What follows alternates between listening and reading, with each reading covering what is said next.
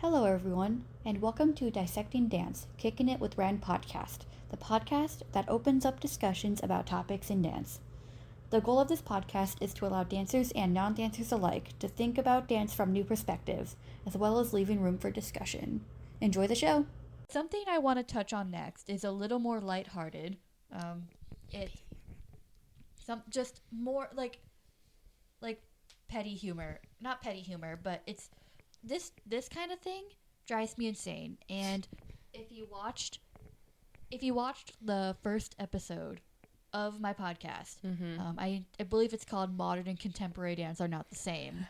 Dance Moms was one of the originators of that episode, and you can kind of see where I'm getting at, but it is we're staring at my hamster. It's kind of uncanny. I'm sorry.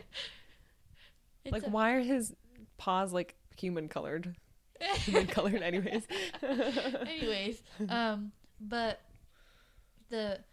one of my biggest pet peeves is when people say that a dance is a specific style when it's just not a dance style. Yeah. Oh my god, modern dances, there was not one modern dance on Dance Moms. And a bunch of dances were labeled as modern by the producers. And it made me so mad. Well, also, a lot of these producers, I'm sure, were not part of the dance world. So... They're not, but they should have labeled it right. Yeah. No, they definitely should have gotten some oversight of people who actually know what's going on besides Abby. Abby's the only, dance-related person besides the children, Right. Yeah. I'm assuming they had no consultants. I have no idea. Maybe they did. Yeah. They did a damn poor job of it. If they were.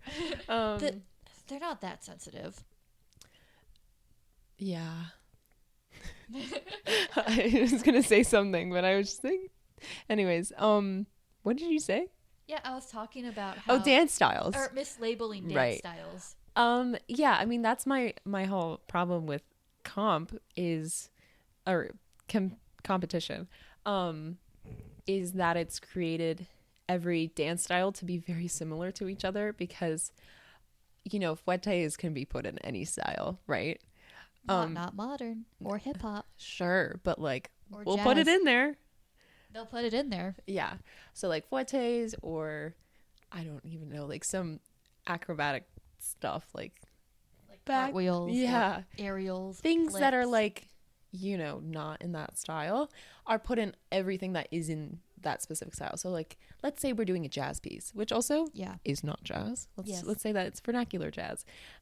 So whitewashed jazz. Yes.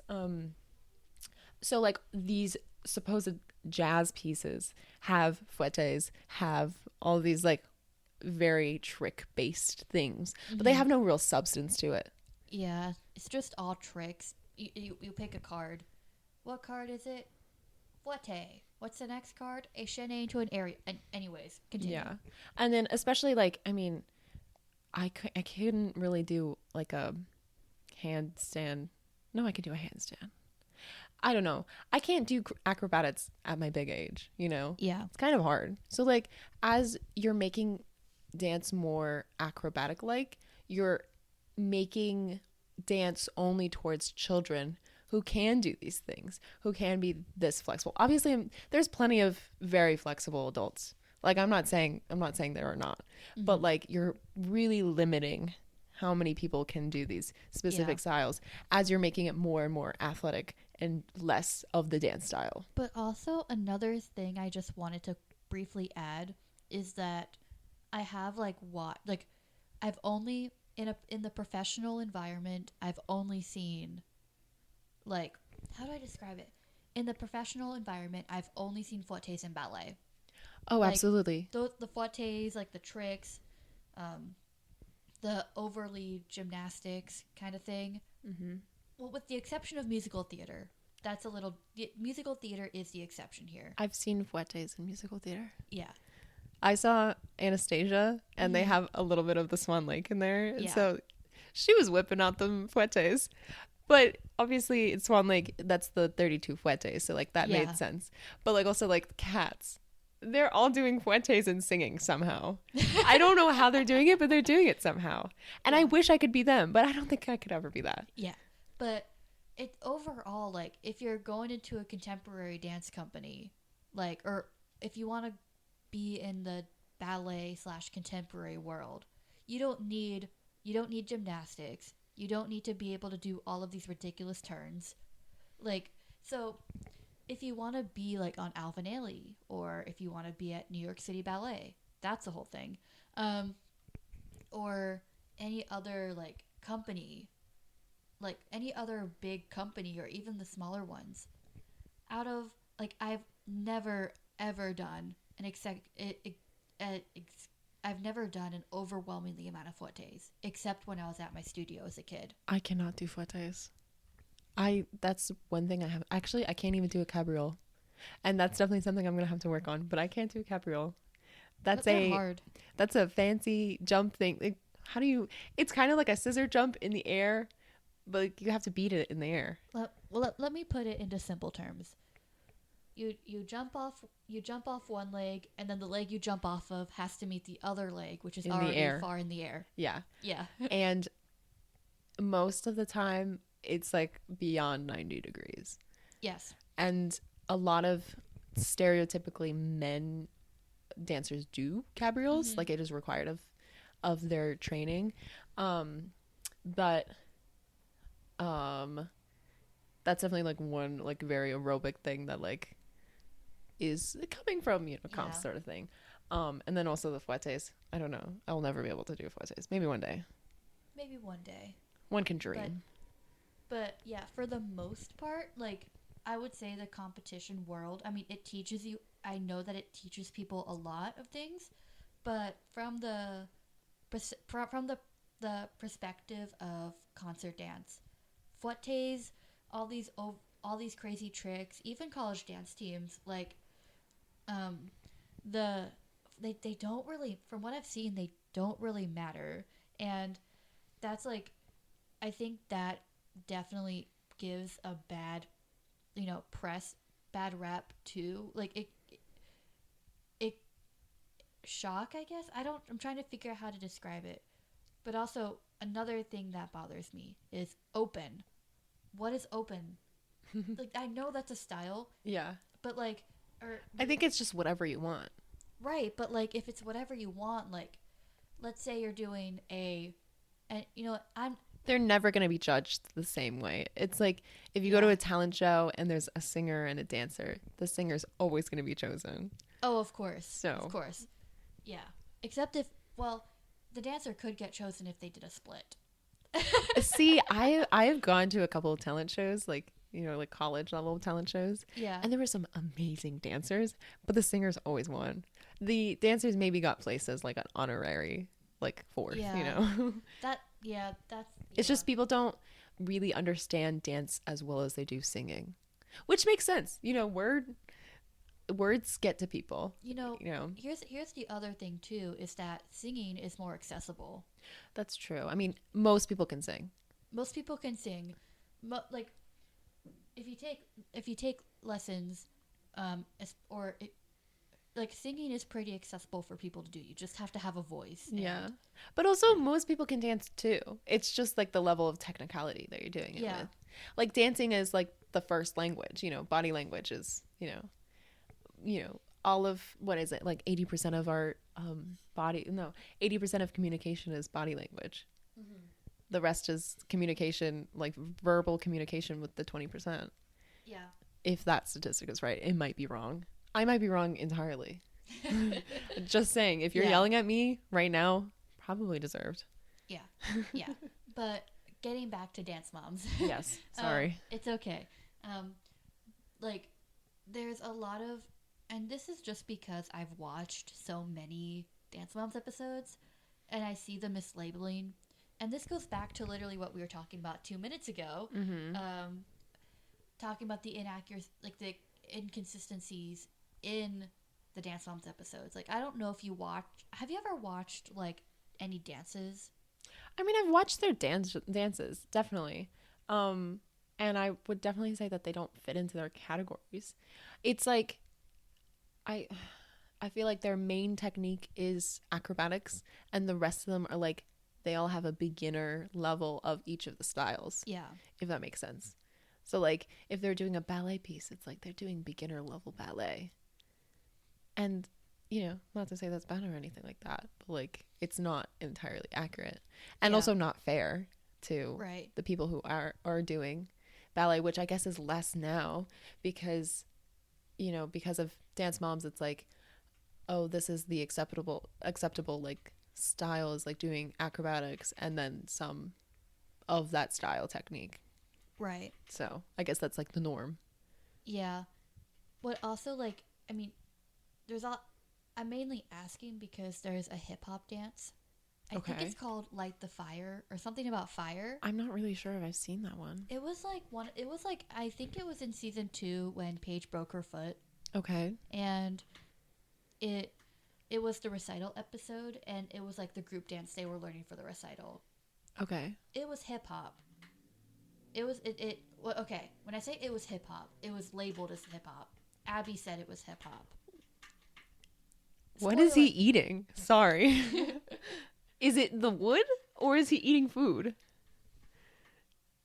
I think Is he eating the wood? She's asking about my hamster. It's really loud. I'm sorry. Like you have the headphones on, but it's like really loud. This is what woke me up last night. That's what woke you up? It woke me up twice. I would have nightmares. I'm sorry, I would have nightmares. That's why I can't have a hamster. Hamsters are a little too small for me. I think it's the wood. He's destroying it. I can't tell from here. His teeth are gonna break. Okay, sorry. What were you saying?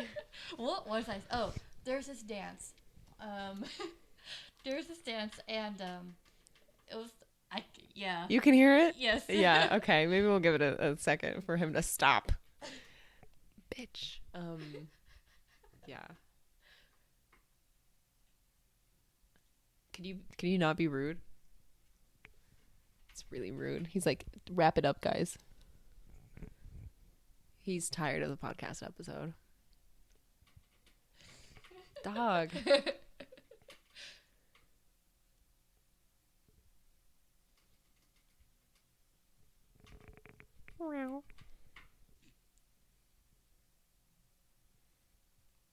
Can you move on? Can you do something else? Okay. Do we think we can ignore him? Or is he going to make noise in the background? He's probably going to make noise in the background, but we'll do our best. Okay. We'll do our best. Just talk really loud.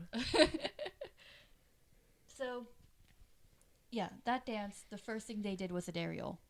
Hip hop. That's when I think hip hop, I think of aerials. Of course. Yeah. And you know, like there were some fouettes in there as well. If anything, it was like jazz.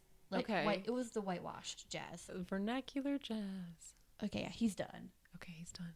Yeah. Anyways,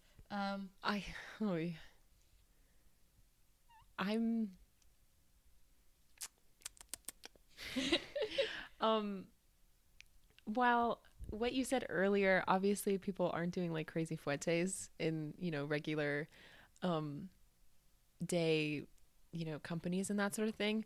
But also I think because of Dance Moms, or I mean, maybe this was just the general progression of dance, it's been acceptable that like you need to be amazing at everything. And I think that's partially because of how many categories they were training in or that sort of thing, you know, or like competing in. Because if they're doing competitions in jazz and hip hop and ballet and everything, it's like they're insinuating that idea of like, oh, well, you know, you have to be good at everything in order to be able to dance and that sort of thing. Like you can't just be good at one thing anymore. Right. And that might be partially because of Dance Moms, and it might not be, but I feel like maybe. You know, I don't think that is Dance Moms. Okay. Because a professor of mine in the past, she the big thing that she always talked about was making sure that you have something in your toolbox. Yeah. See, I understand the thing with the toolbox, but like 20, 30 years ago, it was like you trained in the one style and you were good at that one style. But now, like, if you were joining a ballet company, you also have to do contemporary or modern dances or concerts. So it's expected that, oh yeah, you're advanced, very, very advanced in ballet, but now you're expected to also be very, very advanced in a different style, when it was like, I just want to be a ballerina. Yeah. You know? That makes sense. And I think that ballet does stand out. Like, when it comes, ballet is a standout style where obviously it has a lot of history to it.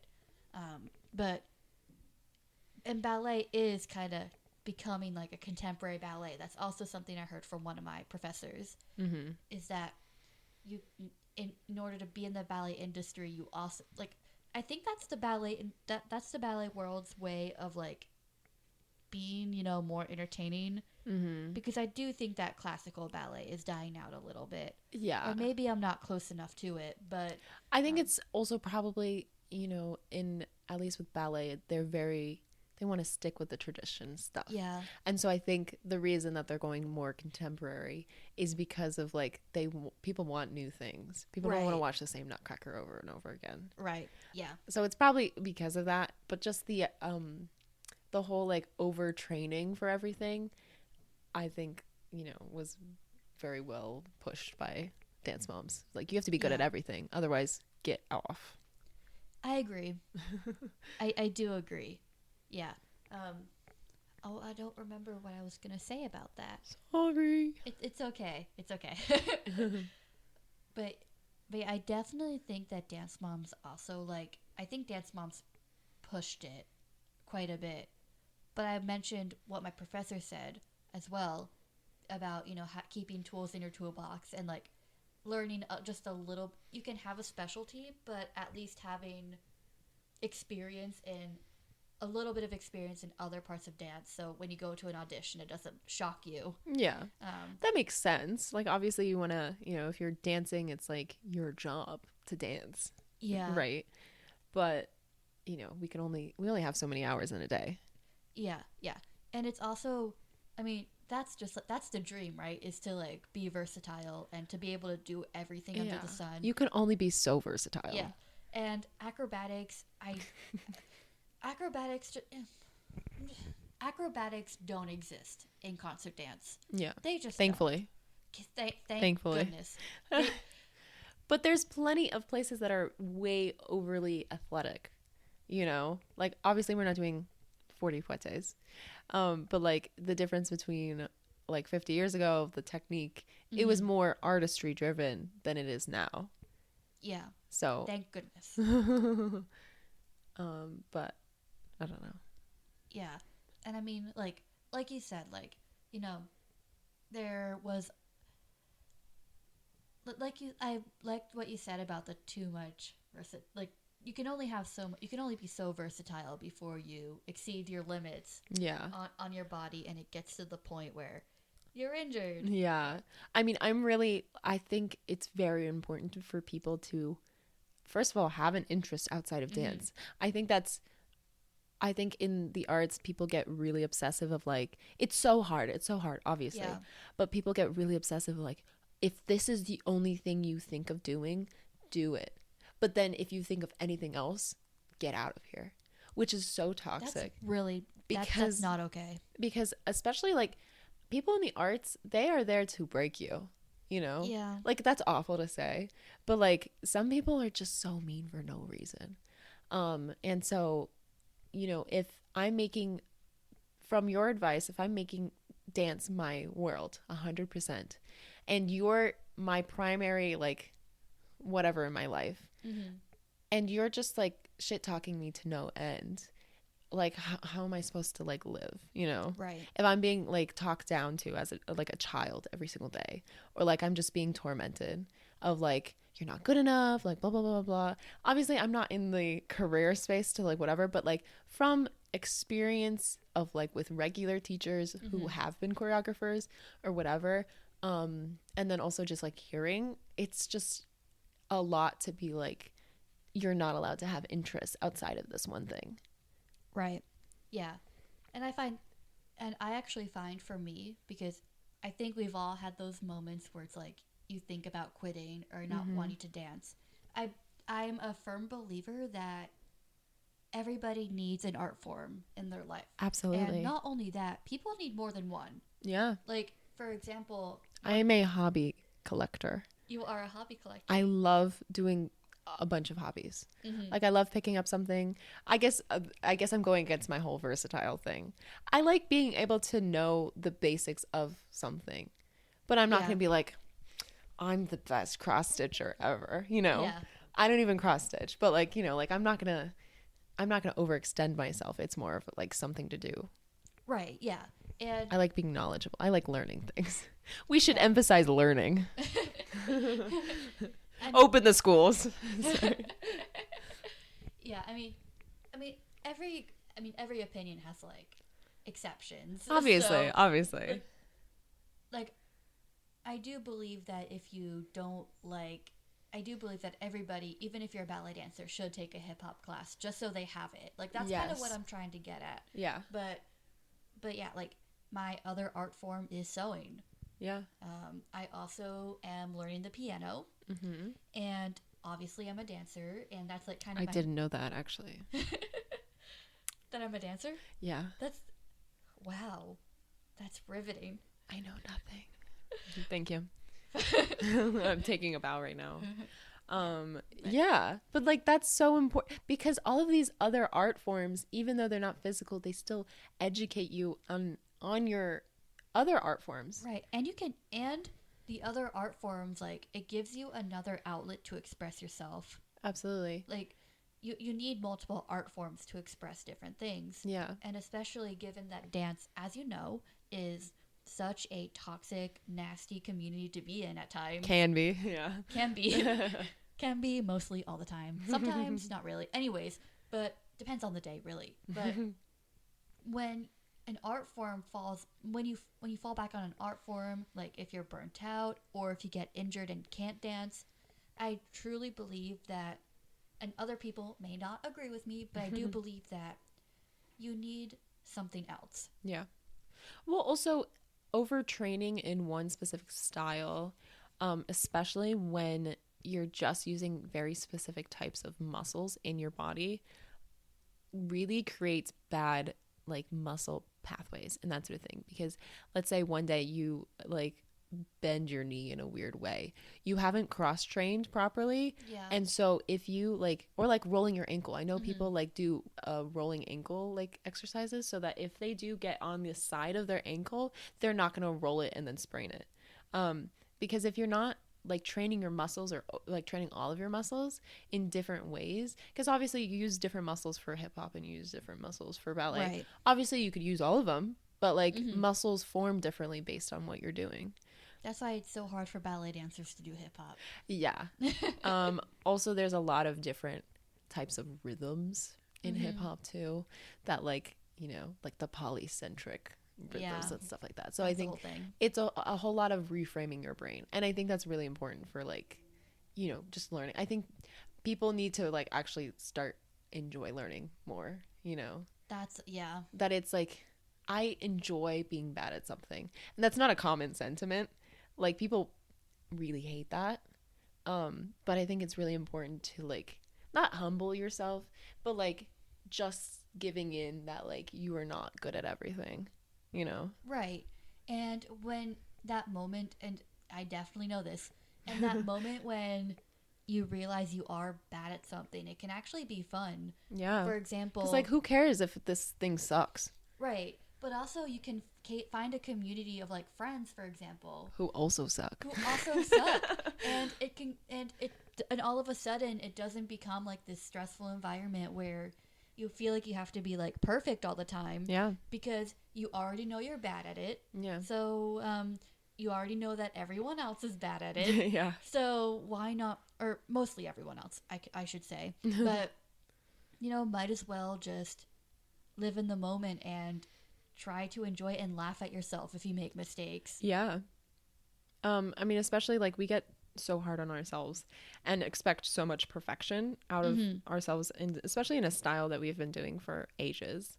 That is really just not fair, especially like as we get older, it's like there's different things that like really require more effort and like really forces you to reframe. It's like, especially when people come back to dance, they're like, I'm not able to do it the same way that I did when I was 15. Yeah. And like that's really toxic because your body is completely different from whatever age you were doing it last. Yeah. And like it sucks to have to accept that, but at the same time, like we should not be afraid of aging, and we should not be afraid of like growing and like just being a different person. I mean, with dance especially, dance is so different from other art forms where you have a growth mindset. Yeah. So you expect to get better and better and better. Mm-hmm. It's a skill. It's a skill different than any other art form, like playing the piano or sewing, because it involves your entire body, and you have to stay warm all the time. You have to stretch. Being a dancer, if you want to be supreme, if you want to be elite, it really does take a lot. Mm-hmm. And that's why I'm not looking to go deep into that. Yeah. But yeah, I think that I agree. Like, I think that we have to get rid of that, like, get rid of that fear of aging. Yeah. Because it's a part of life. Everyone does it. You can't avoid it regardless on how many plastic surgeries you do to your face. Yeah. But also they don't look good. Yeah. I mean, true. But also, like, the more you avoid something as, like, you get older, it makes, like, the dance world is already, like, wanting younger and younger. Yeah. It's, if you're refusing to do the dance because you're older or because you have limited capabilities, that's why, like, you know, disability and just, like, range of movement should really be included in, like, dance spaces. It's like it's so important to just move and to, like, you know, enjoy an art form, even though it's not like you're not like the typical, you know, dancer, whatever. But but like if you're afraid of doing that, they're just gonna keep looking for younger and younger, and so like forcing people to be like aware that there are older dancers, that are different types of dancers who have different, you know, abilities, capabilities, that sort of thing, forces people to accept that, like, dance is an art form and not, like, I don't know, like the Olympics. Right. Dance is not the Olympics, but it might become something. It might be. Honestly, I can see dance going in that direction. I mean, dance is so hard. Okay. Dance is really hard. And it is, like, an amazing athletic and artistic, like, form of expression and movement and that sort of thing. Like, not saying it's not hard or anything, or that it is too hard or whatever. I don't even know. But that there's just so many different levels to it, you know. And you also have to you're also pouring a lot of yourself. Yeah. Into it. You're being very vulnerable in a space, especially with dance. Because you do have to just accept that that is how you're moving at that moment in time. And also, I've been in plenty of spaces where I'm doing some dance and I just don't get better at it. Yeah. Like, there's a lot of the mindset is if you keep doing it, like, you'll get better at it. But sometimes you're just stagnant. And, like, that's okay. That's okay. Because there's nothing wrong with being stagnant. It's just, like, there's something wrong with not willing to, like, move or accept or, like, you know, changing and growing and learning and that sort of thing, you know. Right. That's, like, as long as your mindset doesn't become, like, oh, like, I can't do this, I can't, like, whatever, you know, it's never going to get better. Right. And sometimes you're just not in the right environment. Yeah, that's true. Like, that's a whole other thing. I mean, I don't want to critique the girls dancing too much, but, like, the girls started off, like, really, really talented for their age. Do they even dance anymore? I don't know. Like, I don't think so. Most of them don't. Which is so sad. Most of them don't. That's also my problem with, like, having child prodigies, is, like, they have so much expectations around them that they just hate it, or they can never live up to what that was when they were younger. Yeah. And that's awful to be, like, compared to your 9-year-old self. It's like, I'm never going to be better than my 9-year-old self. Yeah. But that, I mean, I blame the training. I don't blame the dancers when I Definitely. say. But the degree that their growth has been, like, and it's because of Abby. Like, Abby instilled trauma in all of them. Yeah. Everyone who has been involved with her at all have instilled some sort of trauma just because of the harsh environment. I'm sure they will never join dance class for ages, if ever. Right. And that's just like, I mean, and I want to say that because there are times if you're in a bad environment, or if, and I don't only want to say bad, because different environments are different for different people. That's true. Like it could be amazing environments for someone and awful for another. Yeah. Yeah. But if you're in an environment that doesn't work for you, then you, and I want to say that because sometimes people flourish in these tough environments. That's true. But there are other people who need something more community based, who need more support, and they flourish in that way. Yeah. So I guess what we're getting at here is that what we're getting at is like, don't be hard on yourself if you're not improving. Yeah. Like, you're here, you're working the best that you possibly can given that day. Yeah. And you're doing your best. That's okay. As long as you're here. That's what I like to say.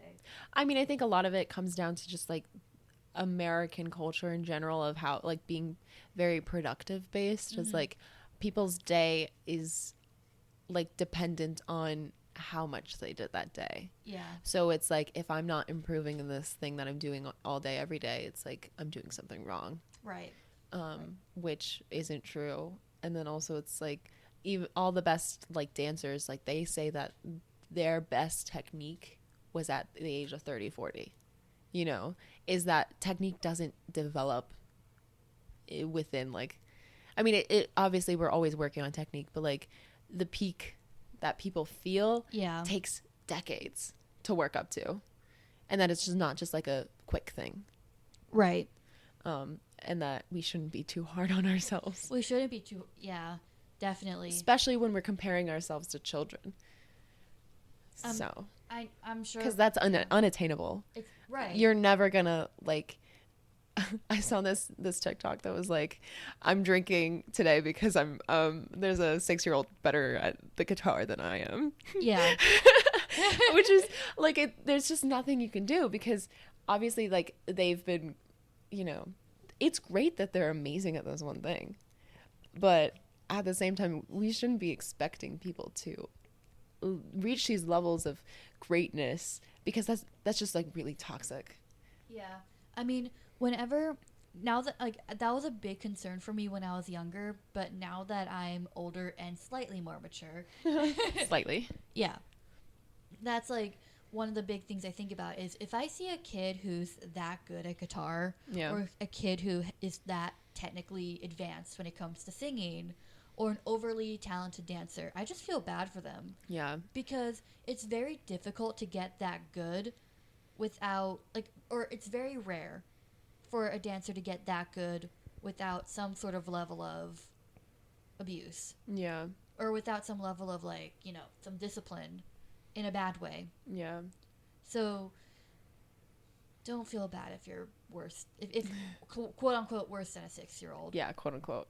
Because also, it's just like I feel like it's better to be bad at something for like a long time and then be really good at it like later on in life than to be really good early on in life and then go down that trajectory. So really, the people who start off really good, they're depressed now. They're depressed. They're not dancing. They're burnt out. Yeah. There's a few prodigies out there. I'm also not going to name them for protection purposes. Yeah, I just really don't like the concept of child prodigies. I don't either. I don't think there should be a children on American Idol like beating everyone because they're so good at singing. Like obviously we should harness the talent and like whatever, but like reaching these high levels of fame at a young age is really harmful. You're stunting their growth, I feel. Like, yeah. You're by putting a young child in this is going back to children on the internet in the limelight. Yeah. It's like this is going back to like children on the internet and stuff where like once you put the child into Hollywood, like it's going to stunt them. Like it doesn't matter. It really doesn't matter what you do. Like it's going to stunt them in some way or the other. Yeah. In some way, shape or form. You can always put them in there. You can't take them out, you know. Yeah. So some people come unscathed, Most people don't.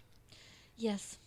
And that's really the price of putting children in entertainment and like things that require compensation on a monetary level that children just don't understand. It's like they're like doing something that they love and it's like, wow, I'm getting so much attention over this, but like they don't understand the ramifications of it, even if you like tell them about it, like because they could so easily like disagree or change their mind. But then we've made this much money, you've spent this much time doing this, how are you backing out of this now? So they just don't have that space to, if they wanted to leave later on. Yeah. So like that's just like something that's unfair to like the the kids and Dance Moms, is that they're still famous now because of what they were like as children. They can never get out of that limelight, no matter how much they try, especially like even outside of the dance world.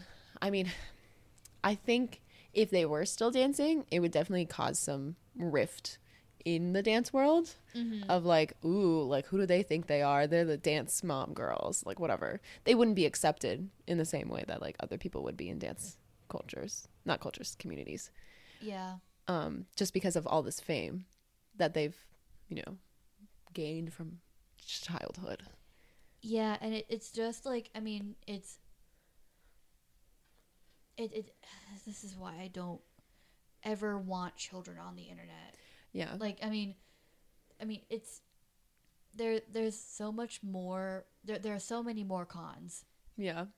And it's ultimately there. I can only see like a negative impact for children. Yeah. On the internet, adults is different. Adults are different. There's a negative impact there for adults, but for children, their brains are growing, they're developing. They have there's a lot of concerns that's a whole thing I could spend hours talking about. Yeah, but I mean, also like we're in a weird time of the internet. It was like there's no spaces for children, but there's also no spaces, like all the other spaces are kind of anti-kid. And like I'm not saying there's anything like wrong with that, because I think adults do deserve spaces that are not with kids. Like I think TikTok is purely an adult content, like sort of thing. Especially with how random it is too. Yeah, I don't think that when people are saying like, oh, there's children on TikTok, you should not post things like this. I don't think that's a valid thing to say. I don't believe there's any social media app that's designated for children. Yeah. And even when they say it is, even if they market their app towards children, I don't believe that there is. Like YouTube Kids, like that's not like there's so many weird things that end up on there that's like really harmful towards kids. Right. Yeah. And we just gotta stick to regular cable TV for children. Put on some PBS Kids. Put some Cartoon Network. Network. Put the kids on Cartoon Network. I remember I grew up with Sprout as a kid. Oh, I love Sprout. Sprout was my my bitch. Do you remember Fifi Forget-Me-Not? Oh my god, I'm trying so hard. They were like clay. Yeah, I think so. Oh my god, nobody knows that show. I remember. That makes me so happy. I remember the nighttime Nina and the Star. Oh, I loved them. Yeah, I lived on that. I lived so hard on that, and it's like let's give those kind of shows Berenstain Bears, like educational content. Yeah, centered around children, being children, and not like not doing like, because like social media, because it is adult centered, it is obviously going to cater to the adult. Obviously, right. Or it should cater to the adults. It shouldn't be catering to kids and that sort of thing. Like, but there should be things like, while we're saying this, there isn't, but there should. I mean, there is, but there's just not a lot of it. Things that are catered towards just the kids, and making sure that they have the proper environment to like grow up in and that sort of thing, and also just not be like documented in any way, because kids deserve to just figure out who they are and go through, because like imagine if we grew up with like, I mean obviously we had the internet, like we recorded like that sort of thing. I was on Instagram like really early, right? But like imagine like I was recording someone on TikTok in elementary school. Like, that's just really not fair, because a lot of people have a lot of developmental issues or just like behavioral issues that they just haven't figured out yet, because they're 6. They're 6. And it always upset me when I would have my picture taken, regardless on whether it was posted on social media or not. Yeah. Obviously, like, now I'm like, okay, I'm relatively okay with the pictures. Well, you're also able to accept that. Right, but I will admit, I still do get a little, like, I do still hold a bit of a grudge for some of those pictures being posted. I mean, that makes sense. I mean, if you didn't consent to it. Right. Or also, like, just my gripe with, like, going to dance classes is that people will record without asking. Oh my god. And so, like, that makes me so mad. We're in a group setting, and, like, they just pull out their phone and start recording. It's like, I don't want to be in the center. Like, I'm totally fine with you recording, but I want to be on the side. Because I just, like, I need there to be spaces where we're taking the same dance class, but we're recording half of it. You know what I mean? Yeah. Like, half of this group, like, if you want to be on camera, you can be there. He's the group that isn't. Because I am so bad at, like, learning combinations. Like, you know, like, it takes a while for me to, like, learn combinations. And so, like, that process being recorded is so, like, I don't care. Like, as, like, a, you know, I'm going to school, I'm learning how to, like, learn, I'm learning how to, like, dance and that sort of thing. And I accept that as, like, how, like, education works. And that makes sense, right? But then as soon as you, like, record that, it's, like, somehow stunting my, like, learning. It's because, like, I'm seeing this camera and I'm still learning it, and I don't want to learn it anymore. So, yeah. Yeah. I did mention this briefly on a previous episode where I shared the story, but there was, whenever I see a camera out without my consent, I move. Yeah. It doesn't matter. It just doesn't matter. It doesn't matter what I'm doing. Like, it doesn't matter how anybody feels about me doing it. I want to hold on to whatever dignity I have left. Yeah. Because unfortunately, there are times where it feels like that. Yeah. I mean, especially if they're your teacher and you're getting graded on it, right? You're expected to continue going, even though you don't exactly agree. It's like they hold that, like, idea of a grade. Yeah.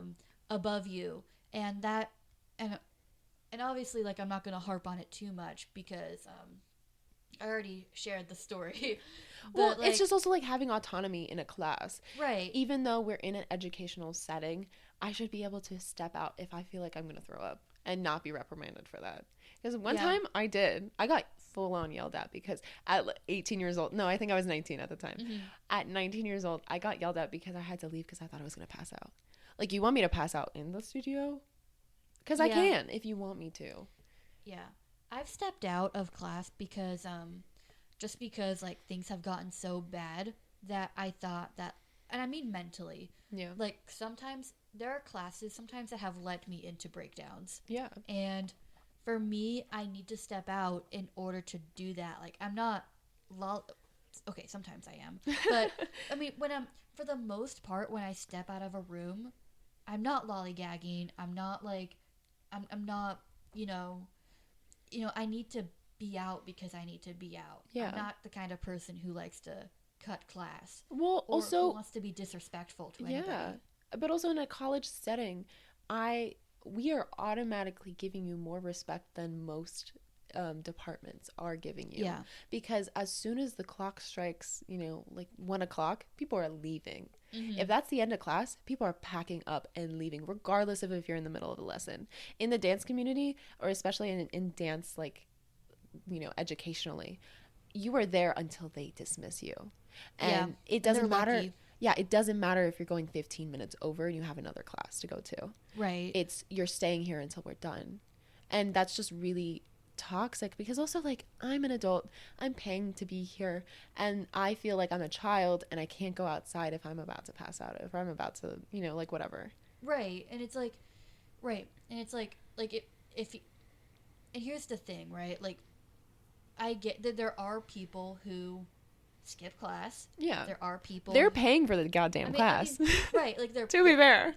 They're paying for, like, you know what I mean? So I think that there has to be a level of humanity when it comes to there's also natural consequences. Right. Like, if I think it's enough to just you don't have to be the persecutor yourself. You can just let it have a natural consequence. If you're not going to come to class, you're going to fail. If you're not going to come to class, you're just not going to do well, or you're not going to improve. Yeah. Is that not enough? Yeah. I mean, when I step out of when I used to step out of class, and it wasn't ballet. I do want to say this wasn't ballet, but when I would step out of class, I would step out with the understanding that I'm probably gonna fall behind. Yeah. But the thing is, things would have been a lot worse if I had stayed in the room. Absolutely. So, I mean, I did, like, I still support, like, yeah. if you need to step out, I don't, if you need to step out, you should have the right to be able to step out, or there should be some sort of communication, even, like, if you, it's, unless you get caught doing it out of disrespect. It's just, like, most people are not. There's so much respect and gratitude in even just the college dance space. But especially once you get to that career part, is everyone has to be nice to each other, because that could be your next boss. That could be your next paycheck, that sort of thing. But especially, I mean, in all levels, except for like maybe elementary school, people are not doing things out of spite, like out of like disrespect. In the most people community. Yeah, in the dance community, most people are going to try to be respectful as possible. Most people are not trying to be like an asshole on purpose. Right. Like, sure, like maybe like you felt a little offended. Like, I mean, like if I saw someone just leave, I mean, I would kind of be like, oh, like what just happened? But like, I would understand that they probably weren't trying to hurt my feelings. Yeah. And that's just like taking yourself out of that, you know, that understanding that like, maybe I just don't get it, you know? Yeah.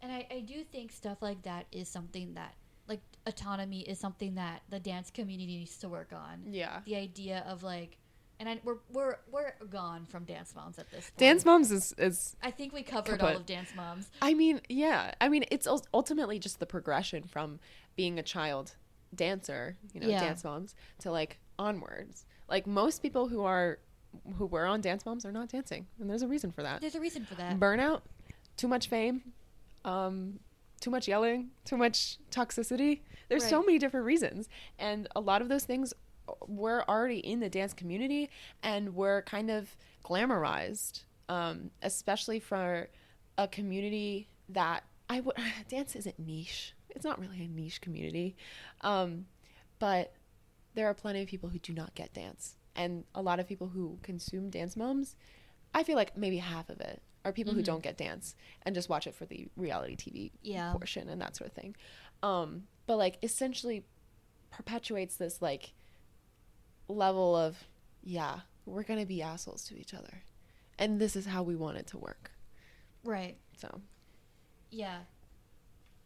But that's just not how it is. You know, people have to understand that like even though bad things happen, people are so kind to each other, or try to be. Most people don't try to be an asshole to each other. Right. The clickiness that you often see in, like, I mean, this episode was focused on Dance Moms. Yeah. But the other thing I want to throw in is that this is the stereotype that's being portrayed in other media forms. Yeah.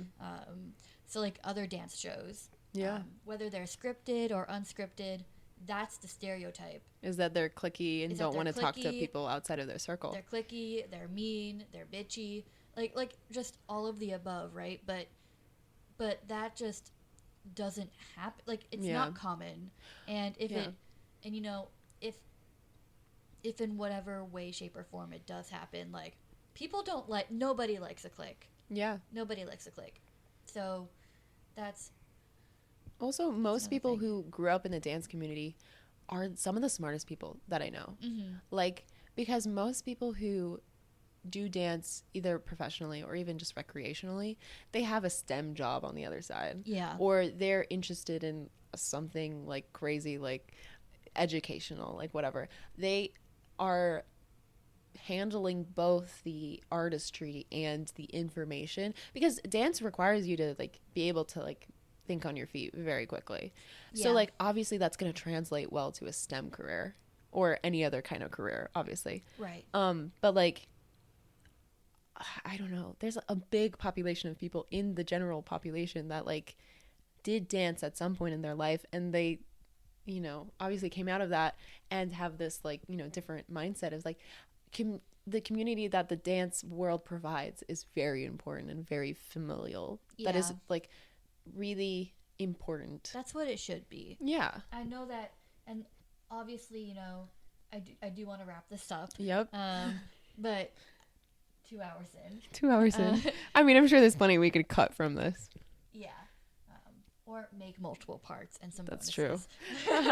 But what I think, but I do want to say that, you know, as we mentioned, I just want to reiterate our disclaimer, because we are talking like, you know, about a lot of our personal experiences. Yep. That maybe you did grow up in a very cliquey, toxic dance environment. This is we're speaking from like our experiences. So. That, and also like just we are people that generally think that most people want to be kind to each other, yeah, or don't have the worst intentions of each other. Right. Like, I'm not a nihilist. Like, right. I think people generally want the best for each other, at least not the worst of each other, you know? Like, I don't go around thinking that everyone hates me and everyone like whatever, or right. I can't think that, you know, even if I do. Yeah, it's just don't go down that road. Yeah. It's definitely not a good one to go down. But yeah, I feel like this is a great note to end on. Absolutely. But I mean, is there anything else you would like to add real quick before we sign off? Let me think real quick. Okay. Na, na, na, na. What am I gonna say?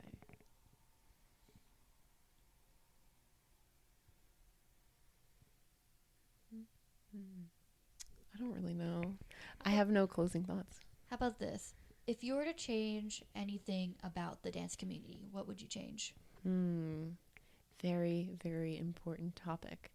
Or dance in general. I didn't mean to say dance community. I think the thing I would change most is definitely putting, well, more people in the conversation of like, you know, I think dance communities should serve their community rather than serve oneself. I think we need to, I think this on a societal level, but be more embracing towards each other and acknowledge everyone and their background, and just try to get more people into dancing, and then also just into the arts in general. So just being more of an accepting and warming community. Yeah. But yeah. Thank you. Yay! Thank you for having me. Yeah. I really appreciate you taking the time to talk. Yes, of course. Today. I could go on forever. This could be a 14-hour podcast episode. This could be a 14-hour podcast. I could talk forever. This might be like a lot of like the same thing over and over again, but you know. That's okay. That's how it be. We'll find a way to split this up, because I think that I don't like cutting things out, because everything we talked about is pretty important. That's true. Aside from the beginning. But like everything we talked about is important, and things that we want people to know. Yeah. So I'm gonna do the best I can to limit the amount of stuff that I cut. Yeah. That makes sense. But yeah. Thank you all for watching. For listening. I'm looking at my computer as if the computer is my audience. It is. It is. Hi, computer. Nice Thank to meet you for listening to our ramblings. I hope it wasn't too scatterbrained, because that is just how we are. That's just how we are. We will move from one topic to the next, and we'll leave that first topic in the dust and never return. Never returned. It was impressive that we were able to like return. And no, I am very proud of ourselves. I think that deserves a high five. Hope you heard that. But like, usually we will just forget like 7 topics that we just talked about. Like, we came back to every single one. We came back to every single topic, and we finished it. Like, so proud of ourselves. We're really good at this. Yes. Yes. Absolutely. But anyways, I'm going to sign off before we go on any tangents. Thank you, Mar, for being here. Of course. And I hope all of you will tune into the next one. Bye. Bye. Thank you for watching this episode of Dissecting Dance, Kicking It with Ren podcast. If you can hear the wonderful background music, those are water bottles. This is your sign that you should relax and drink some water. Anyways, a new episode will be uploaded every other Thursday. Thank you for watching.